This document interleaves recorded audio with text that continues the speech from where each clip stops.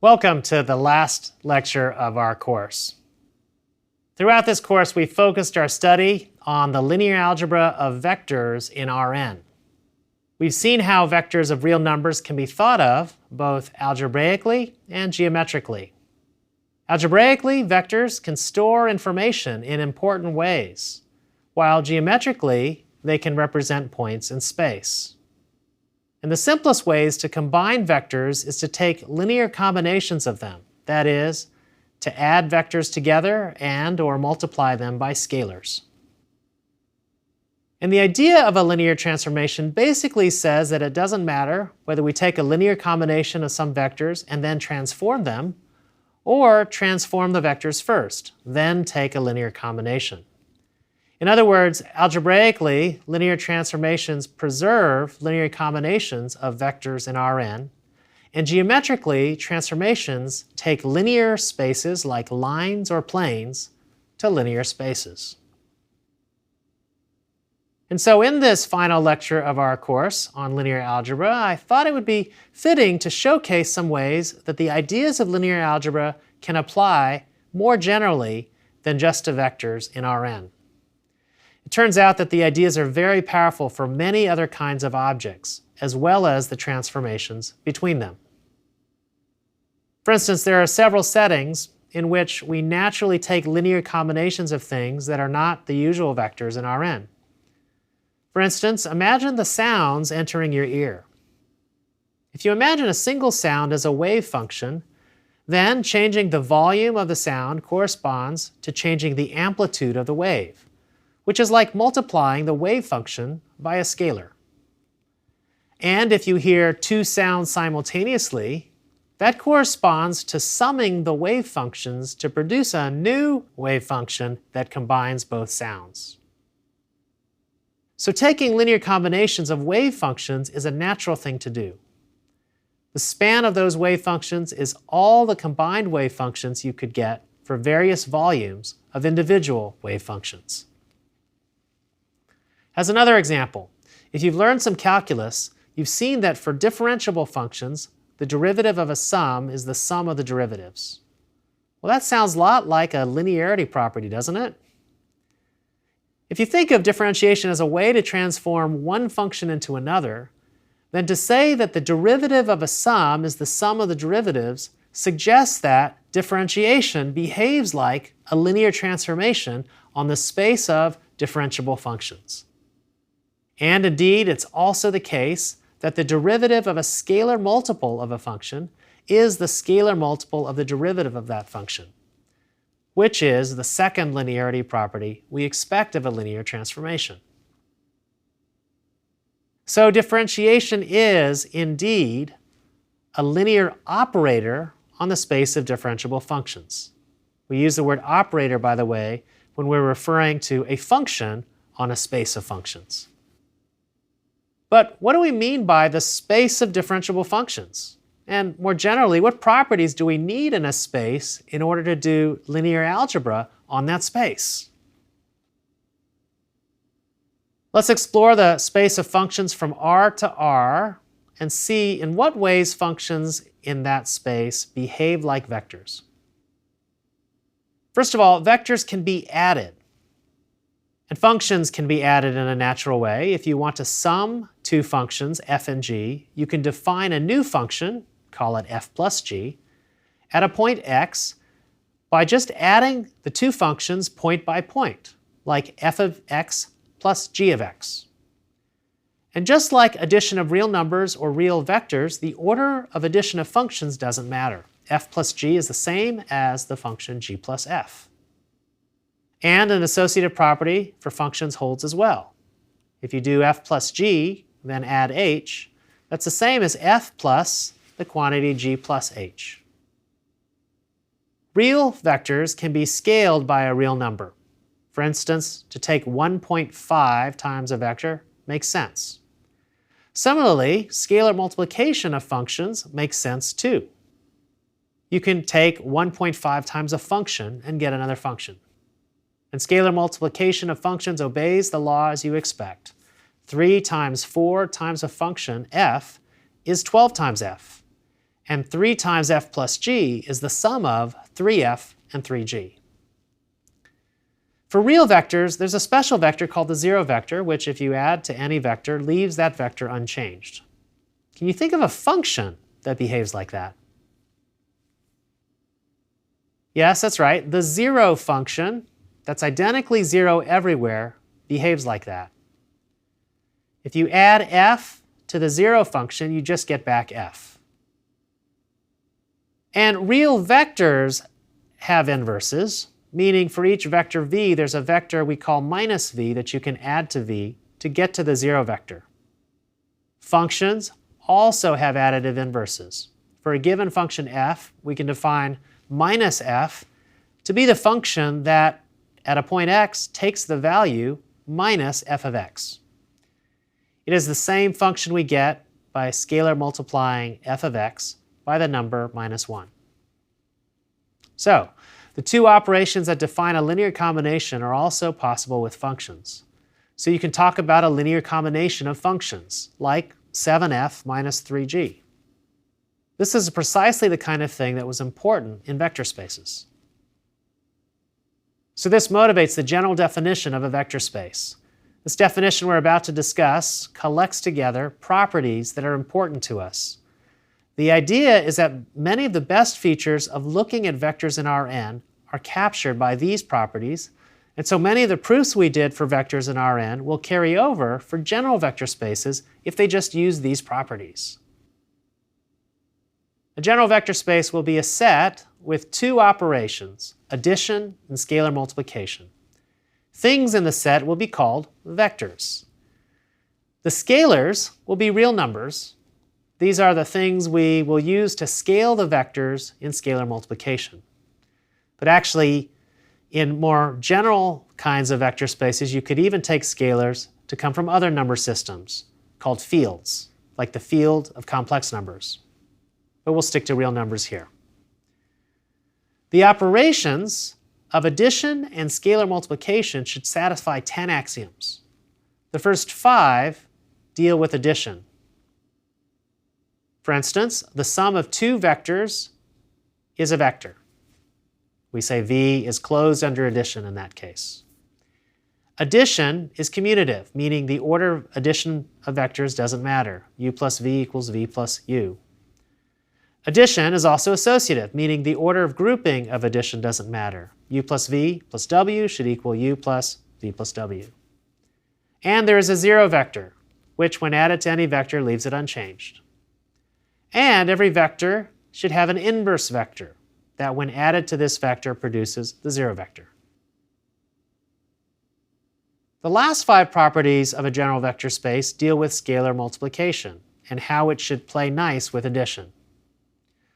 So for instance, any scalar multiple of a vector should be a vector. In that case, we say that the vector space V is closed under scalar multiplication. A scalar c times the sum of two vectors u and v should be the same as the sum of cu and cv. This is called the distributive property. The sum of two scalars c and d, then multiplied by a vector u, should be the same as the sum cu plus du. That's another distributive property. The scalar c times a vector du should be the same as multiplying the scalar c and d first, then multiplying by u. And finally, the scalar 1 times u should just be u. All right, now that we've defined a general vector space, let's look at some examples. The first example, of course, is the vector space Rn. Every point in Rn is a collection of n numbers, and we've been studying this vector space in great depth in this course, and we've seen that they satisfy all these properties. Here's another example of a vector space, Fibonacci-type sequences. The Fibonacci sequence is a sequence of numbers that begins with a 0 and a 1, and thereafter every number is the sum of the two numbers before it. So the sequence is 0, 1, 1, 2, 3, 5, 8, 13, etc. You can see the sum of 0 and 1 is 1, and the sum of 1 and 1 is 2, and the sum of 1 and 2 is 3, and the sum of 2 and 3 is 5, etc. The Fibonacci sequence arises in many ways, but one way is that it's often used to describe population growth. Is there a general formula for the nth term of the Fibonacci sequence without having to calculate all the previous terms? Turns out there is. If the Fibonacci sequence is f sub n, and you let the initial term of the Fibonacci sequence be f sub 0, so that f sub 0 equals 0 and f sub 1 equals 1, then f sub n is given by this formula, known as Benet's formula. This is a remarkable formula, since the expressions on the right-hand side involve strange combinations of the square root of 5, so it's not obvious that this will always be an integer. Now, there are many ways to prove Benet's formula, but let me show you how this might be proved using vector space ideas. If we keep the same rule as the Fibonacci sequence, but start with different numbers, you get what we call a Fibonacci type sequence. So, if we start this time with 1 and 0, we will get this sequence that we'll call the co-Fibonacci sequence, which begins with a 1, then 0, and then by adding the previous terms, you get 1, 1, 2, 3, 5, 8, etc. You can see the co-Fibonacci sequence looks like the Fibonacci sequence with a 1 inserted in front. Now let's start with 2 and 1 and see what we get. Well, 2 plus 1 is 3, and 1 plus 3 is 4, and 3 plus 4 is 7, and so you'll get this sequence. This Fibonacci type sequence has a special name. It's called the Lucas sequence. An interesting fact about Fibonacci type sequences is that the sum of two Fibonacci type sequences is still a Fibonacci type. By addition here, we mean adding the terms term by term. So if I add the Fibonacci sequence to the Lucas sequence term by term, you'll get 2, 2, 4, 6, 10, 16, 26, 42, etc. Which you can check is also a Fibonacci sequence. It's also true that if you multiply every term of a Fibonacci sequence by a scalar, you'll get a Fibonacci type sequence. All the other axioms of a vector space still hold. So the set of Fibonacci type sequences forms a vector space. What can we say about this vector space? Well, the first thing to notice is that a sequence is completely determined by its first two elements. So every point xy in R2 corresponds with a sequence that begins xy, x plus y, etc. This means Fibonacci type sequences have the same vector space structure as the two-dimensional plane. So because 0, 1, and 1, 0 are basis elements for R2, you can rewrite every Fibonacci type sequence as a linear combination of the Fibonacci sequence that begins with 0, 1 and the co-Fibonacci sequence that begins with 1, 0. For instance, since 2, 1 is 2 times 1, 0 plus 1 times 0, 1, the Lucas sequence that begins with 2, 1 can be written by taking the co-Fibonacci sequence, which is this sequence, then multiplying this by 2, then adding the Fibonacci sequence, and you'll get the Lucas sequence. So what we see is that the Fibonacci and co-Fibonacci sequence form a basis for all Fibonacci type sequences. But that's not the only basis. What if we hunted for a basis where the nth terms of each basis sequence were easy to calculate?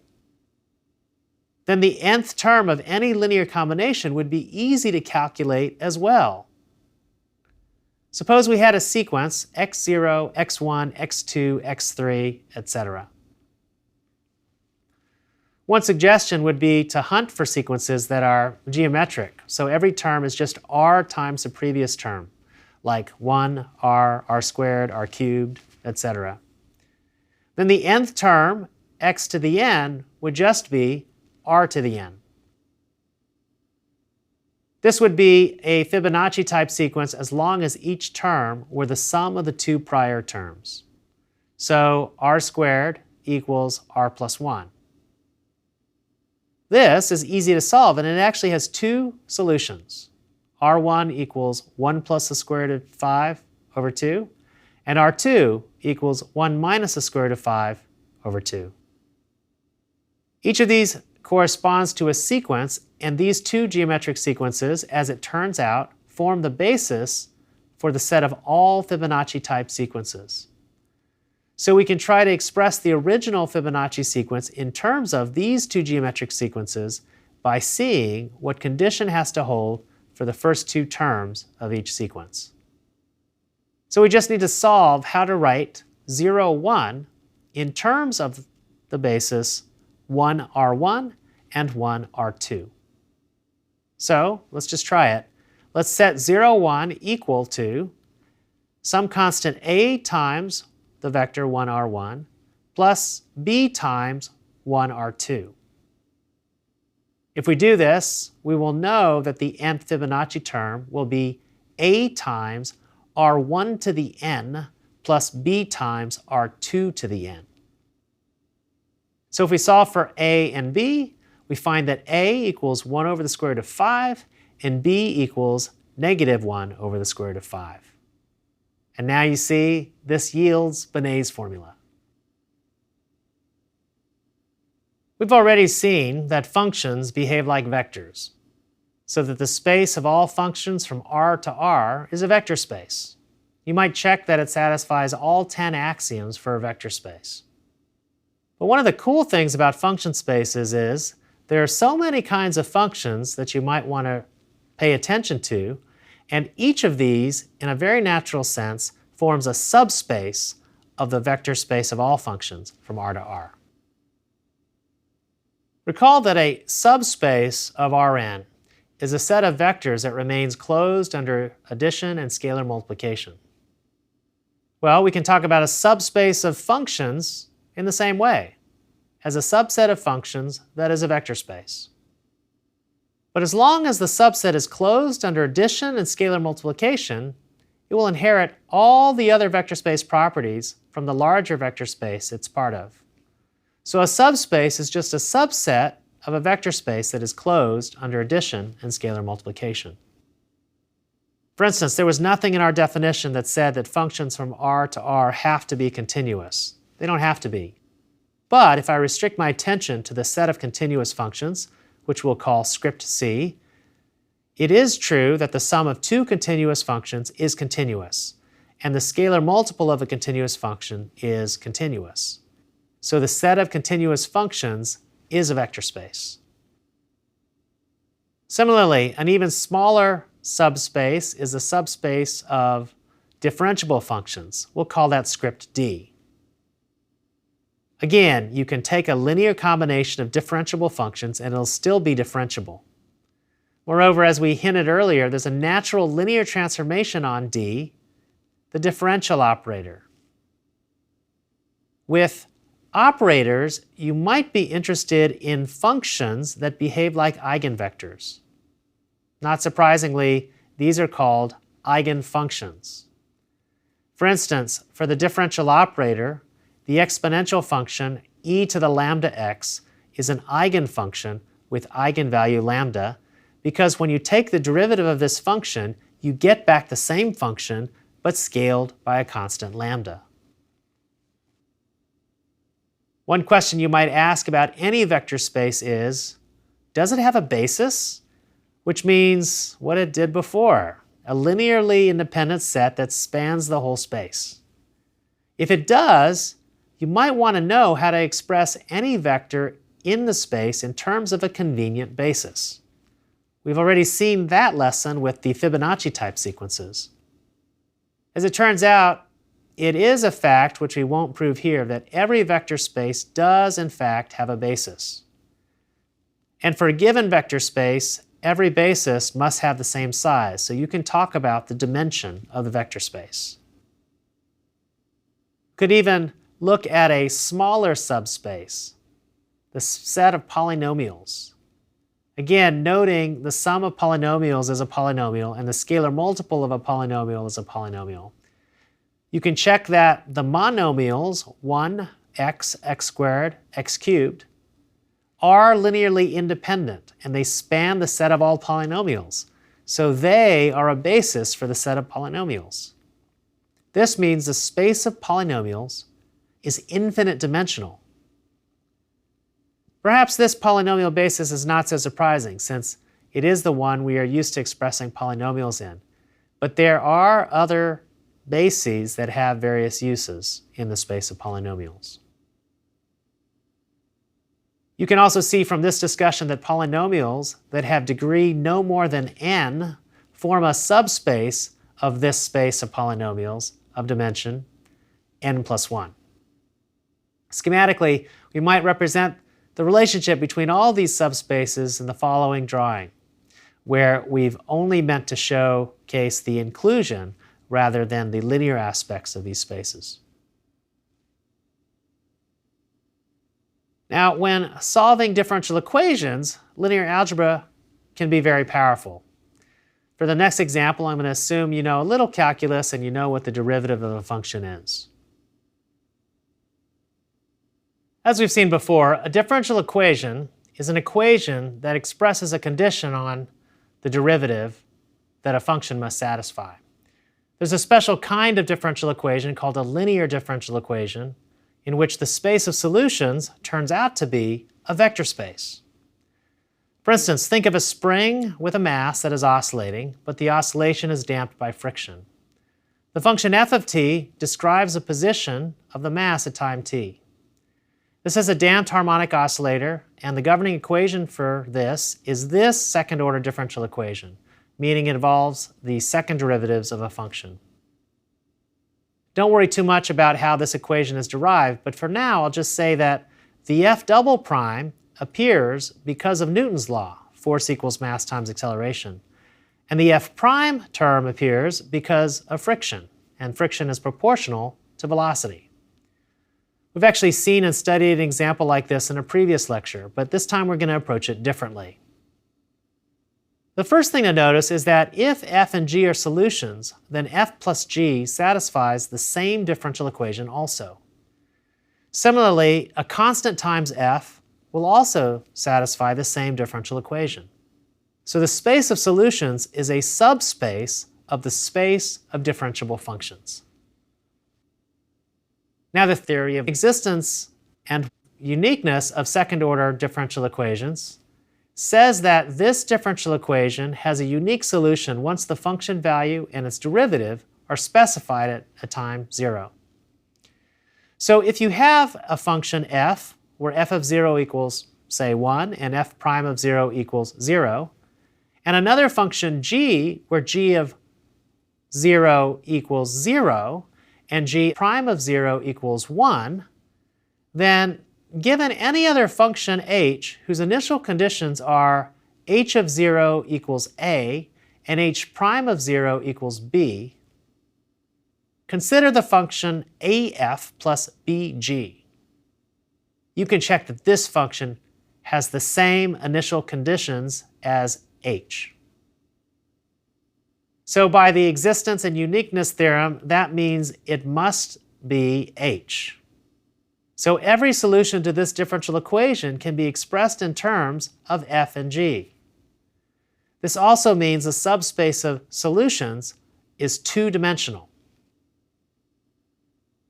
This doesn't tell us what the solutions are, but if the subspace is two-dimensional, this means if we can find two linearly independent solutions, we will have a different basis, and all solutions will be expressible in terms of that basis.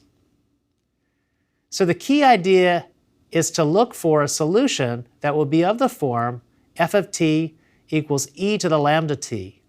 Since this fits our intuition that an oscillator that is damped heavily will have a displacement that exponentially decays. When you differentiate this function once, you get lambda e to the lambda t, and when you differentiate it twice, you get lambda squared e to the lambda t. Plugging that into the differential equation, you'll get this, which, when factored, shows that m times lambda squared plus c times lambda plus k must be 0. And this is just a quadratic equation with two roots. So as long as the roots lambda 1 and lambda 2 are distinct, we will get two linearly independent solutions to the differential equation, e to the lambda 1t and e to the lambda 2t. Since we know our subspace of solutions is two-dimensional, this means that we now know all solutions to the differential equation. All solutions are linear combinations of these two solutions. In other words, all solutions are of the form c1 e to the lambda 1t plus c2 e to the lambda 2t. The constants c1 and c2 can be found using the initial conditions. The idea of a good basis is motivation for another wonderful subject, the subject of Fourier analysis. In signal processing, we're interested in taking a signal, some function of time, call it f of t, and breaking it down into its component frequencies. In effect, we're asking, can an arbitrary function, f of t, be expressed as a sum of sines and cosines? For instance, look at this signal, a function on the interval from 0 to 2 pi. This may not look like it, but it is a sum of the following four functions, each of which is a sine or a cosine wave. The largest components are this cosine 3t term with an amplitude of 2, and this sine t component with an amplitude of 2. There's also a sine 2t component, and there's a small component, sine of 7t, with an amplitude of 0.5. And in general, it turns out that any continuous function on a closed interval can be expressed as a sum of sine and cosines if you allow infinite sums. Again, I won't go into the details here, but I just want to give you a sense of how powerful the ideas of linear algebra are. Because what we are saying is that sines and cosines form a very nice kind of basis with which you can write other functions. And I say basis in quotes because it's not quite the same notion of basis that we define for a vector space because we're allowing infinite sums here. But in most other respects, the ideas are the same. Moreover, it turns out that if you are looking at spaces of continuous functions on an interval, you can define something like a dot product that makes sense, called an inner product. The inner product of functions f and g is the integral of f times g, which, if you think about it, is an integral of a product. So it looks just like a dot product, except the sum is replaced by an integral. This inner product has similar properties to the dot product. Once you have a dot product, then you know what it means for one function to be orthogonal to another function. And then you see that sines and cosines form what we call an orthonormal basis for this vector space. The ideas of Fourier analysis turn out to be powerful for many reasons. For instance, it allows us to break a function into basis functions that are simpler. If you take an advanced course in differential equations, you'll see that writing a function this way can help us solve certain partial differential equations, like the heat equation, which is what Fourier is well known for. So this idea of a basis highlights a theme that has appeared many times throughout this course, that linear algebra reveals hidden structures that are beautiful and useful. The basis wasn't obvious to begin with. It was a hidden structure before we learned any linear algebra. And if you have a function expressed as an infinite sum, then if you ignore the low amplitude terms, you will have an efficient approximation to a function. In signal processing, low amplitude terms can arise from noise in the signal or background noise. So taking only the largest terms can make the sound clearer. And this highlights another theme we've been highlighting in this course, the idea of using linear algebra to approximate nonlinear things by linear things. In this case, the vectors here are the functions, and an arbitrary infinite sum is being approximated by a finite linear combination of sines and cosines. Nevertheless, we see this powerful idea in action once again. And finally, the idea of linearity and linear combinations is such a powerful idea. You might not have expected to see it in the study of functions that could by themselves be very wild and nonlinear. But the ways in which we are combining them are linear. And this highlights a third big theme we've emphasized throughout this course, that linearity is a fundamental idea in mathematics and in the world. I hope you've seen that indeed it pops up everywhere. And we've seen everywhere our fourth theme as well, the partnership between ideas in geometry and ideas in algebra and how they can give us valuable insights. Now, we've only scratched the surface in this course of many great ideas of linear algebra, and I hope I've motivated you to learn more. You can follow up by taking almost any further advanced course in mathematics because linear algebra shows up in most of these places. Congratulations on your growing mastery of linear algebra, and thank you for letting me be your guide.